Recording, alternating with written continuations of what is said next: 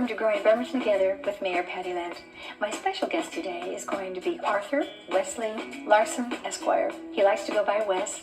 He's a developer in construction and doing economic development for the city and the county. I think you're going to learn and appreciate what he has to say. Stay with us.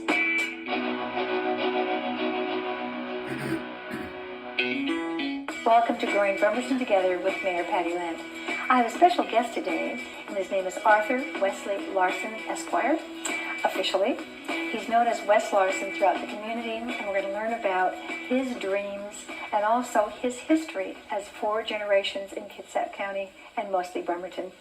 Welcome. Thank you. Wes, tell us, first of all, your great-grandfather, the beginning of the Larsons in Bremerton and in Kitsap. Mm-hmm. Well, actually, it was the Cady family, but my great-grandfather came to Kitsap County towards the end of the 19th century, and he founded a post office in Brownsville, and eventually moved to Bremerton to the corner of 6th and Broadway, and he was mayor in 1915. His daughter was my grandmother, mm-hmm. So they are, as you refer to, a legacy family in the county. We're engaged in a project now where we're attempting to move forward with an affordable housing project at the corner of 6th and Broadway, actually, which is the site of my great-grandfather's, of the ancestral home, so to speak. That's exciting.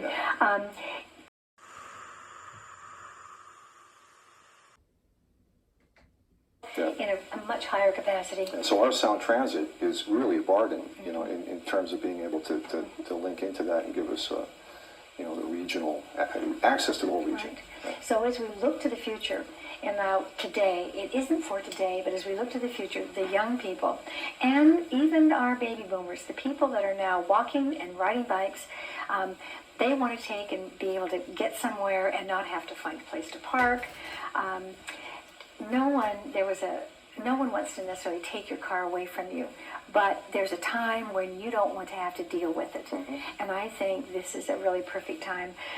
Speaking of ferries, next March we're going to get the newest Olympic Class 144 ferry. Yeah, we're going to have 16 of our own local artists that are going to be able to have their paintings installed. Mm-hmm. We're having a big deal because Bremerton hasn't had a new boat on that run. I want to get back to Bremerton for a minute because as you're talking about some of the big things in phase 2 of very expensive housing programs, you've been able to stay in affordable housing in certain markets, and especially in Bremerton. Yeah. So as you're taking away some of the blight areas we've got, you're maintaining a number of units, so we can't always say we're not eliminating all of that. Seattle can't say that. So you're taking care of absolutely every type of person that would be working here or living here by the types of units you're getting involved in. Well, our project on 4th Street, for example, and we have in total, I think, about $140 million stabilized value of projects underway, six different projects from Bainbridge to, we've got on Bainbridge Island, Bainbridge Landing, we've got Paulsboro, Silverdale, Bremerton, but Bremerton on 4th Street, for example, we've got a plan there to create 66 units, and 20% of those would be affordable, but what we're doing there is we're repurposing the old Sears department store, which has been vacant since the early 80s. The Sears, the Ford dealership and showroom, 6 buildings in total on the 4th Street block, including the Roxy Theater. And so, it's transitioning from these old dilapidated vacant uses into residences in downtown and really, recapturing the urban landscape because, and I think the millennial generation, there's a demand for urban lifestyle. There's a demand to be downtown, where you've got services, you've got art galleries, you've got a cool old theater that it's not we're done with it. 5 breweries, all of that. So there's just it's an exciting time, but we've got to have more. We've got to have more housing. The vacancy rate in this county is, depending on which study you look at, we think it's less than 2%. I agree with you. And we really need to have we really need to have more housing. And you know, there are three factors involved with that. You know, the first is that you do have in the 25 to 35-year-old generation the largest number of people coming out looking for housing since the baby boomer generation. That's correct. I'm your host, 𝘼𝙛𝙛𝙤𝙧𝙙𝙖𝙗𝙡, and I'm the former mayor of the city of Bremerton, and I'm currently a Port of Bremerton commissioner. And I'm glad to welcome my guest today, who is an old friend of mine, 𝘼𝙛𝙛𝙤𝙧𝙙𝙀, who is a man who wears many hats in this community. So, Steve, welcome to the show, a conversation with a community leader, which you certainly are. An investment as it could have been. Yeah, and I give credit to an old friend of mine. Again, it's always about, you know, you go back in your life and it's full circle, like my full circle meals. But Wes Larson, who he and I were in the Titans Drum and Bugle Corps when we were kids. I think we weren't even shaving yet. I don't know, but he played a really cool horn and I played a bass horn. But we all knew each other from back then. And when I returned to Kitsap, he had gone to the university and traveled the world like me in a different perspective. But when he came back, he had the same kind of sense of purpose and commitment and vision, and wanted to bring expertise that could help his community become something even more productive and successful. And out of that was born this idea through a group that we were part of it, but it was really Steve Rice and Emily Russell and some others who were. I think I attended the first meeting. Yeah, you were part of it. It was kind of it was a think tank. Yeah. Everybody came together and they just threw stuff on the board, kind of a thing. And that was the 4th Street Action Group, and Emily said, you know, these famous words of, you know, well, Quincy Jones is from here and kind of made his early days in his life. Maybe we should look at Quincy Jones, because the idea was the 4th Street concept that evolved was the center of the West End, but maybe bigger than that, for culture and arts and music and theater. Well, they have streets like that in Europe all over the place. Exactly.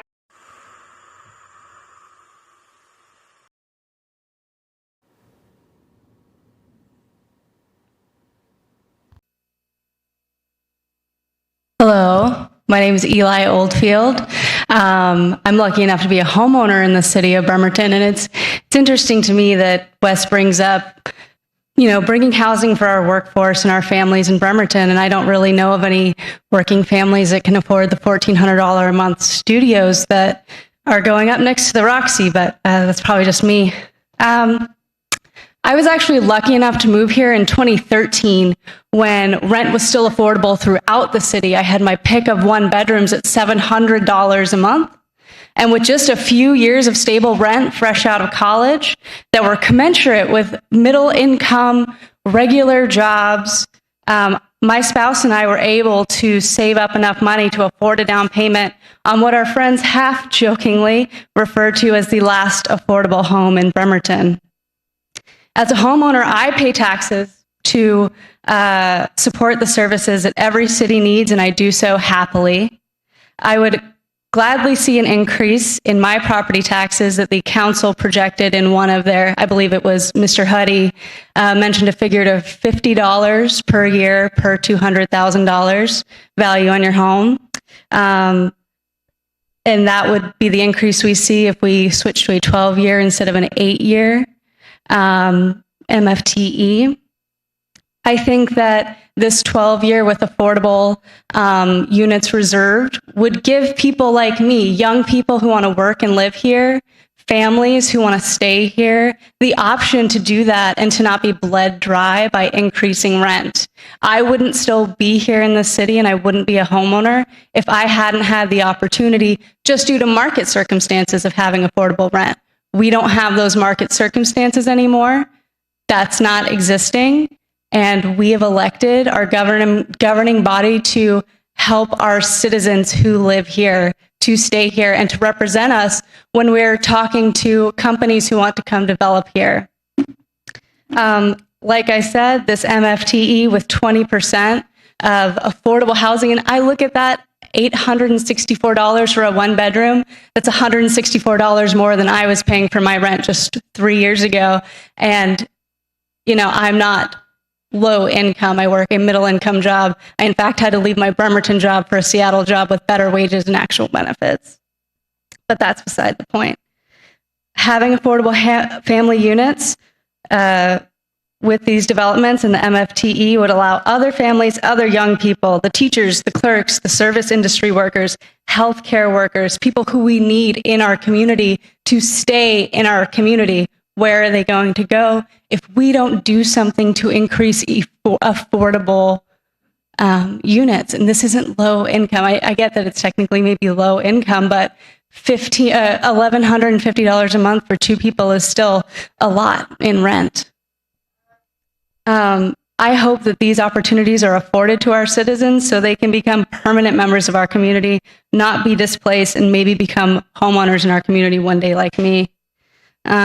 This measure would also make it so developers who wish to profit from developing in our city, which is a great thing. It's the free market. I'm here for it.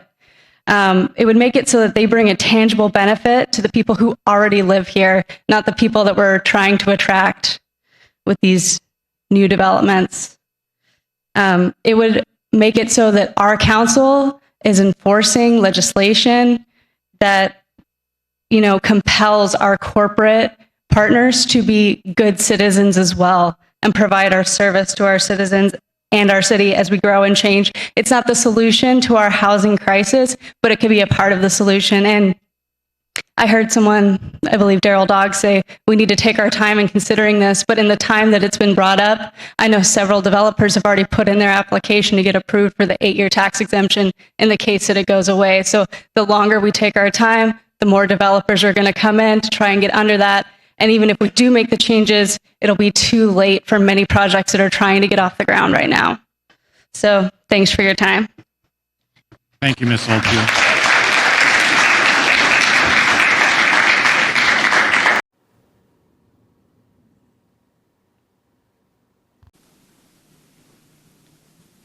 Ready?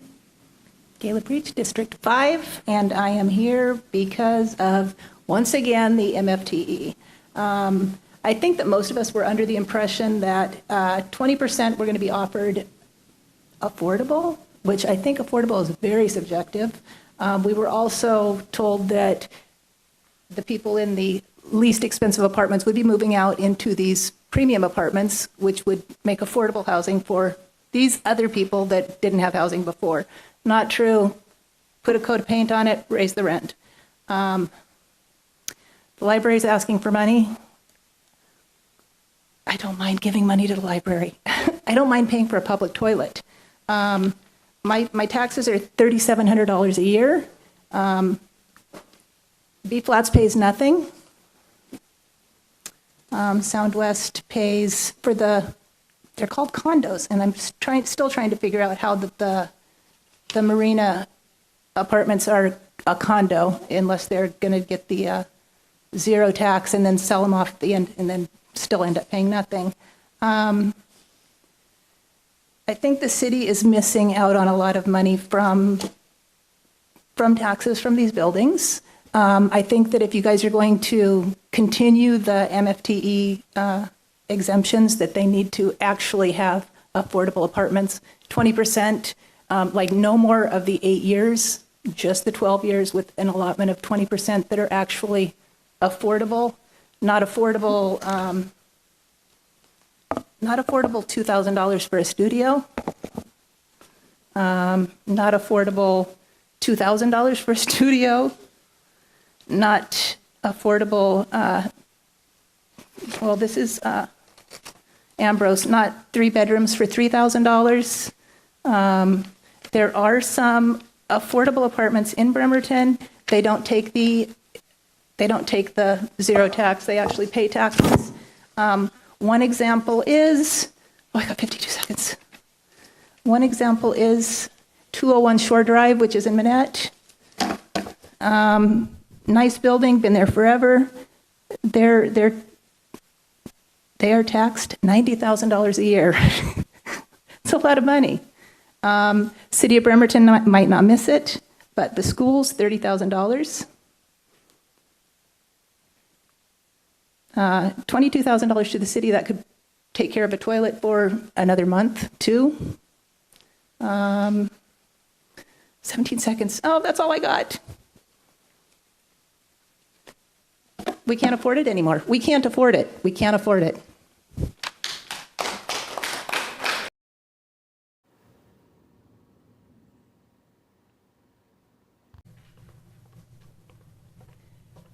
Reach Gala. I'm going to start by saying I turned in my packet on the last minute as usual because that's me. And as I was doing it, I noticed the sign that it was at Marvin Williams Center. They had a box. I usually come here, drop it off. But anyway, I went Marvin Williams Center, and I was really saddened to see not only there was a lot of homeless people down there because there's usually a scattering, but it was especially unnerving because there was a lot of really elderly people, a lot of people in wheelchairs, which makes absolutely no sense to me. So now we get to the BS. All right. I don't think we would have such a homeless problem if we were meeting people's needs. I've heard for a couple of years about this low barrier shelter, pallet, whatever. It hasn't come to fruition. We keep hearing about it, but there's nothing there. Okay, so we are going to talk about Marina Square condominiums paying 0 taxes. So 0 towards fire, city, police, roads, everything. 0, 0, 0, all the way down. A value of $70 million is what they've put the building at. It is listed as condos. Recently found out it's a hotel too. How does that work? Don't know. So you get the MFT for a hotel as well as apartments. It's diabolical. It's clever, but it's diabolical at the same time as we see people suffering in Bremerton. They're collecting a lot of money. They have the Y there. I know that they ain't giving that space out for free. They got a grocery store, not a grocery store, but a mini mart. Same thing. They ain't giving that space out for free. They have the hotel, which it's studios. It's got a little kitchenette, so I imagine it's long-term stay. DOD rate is $110 a day, which would be $3,300 a month. After 30 days, they don't have to even pay the hotel taxes that go to Bremerton. It's a scam. Like I said, it's clever, but at the same time, it's diabolical. Like how? You're using services, you're taking advantage of the rest of us that we all use the services. We all use everything here. We use the roads, we use the schools, we use the pay your way. You guys need to rethink the 8 to 20 year MFTE. It doesn't make sense to me. The math ain't mathin'. Rich people are getting richer. Poor people are ending up in the streets. Thanks.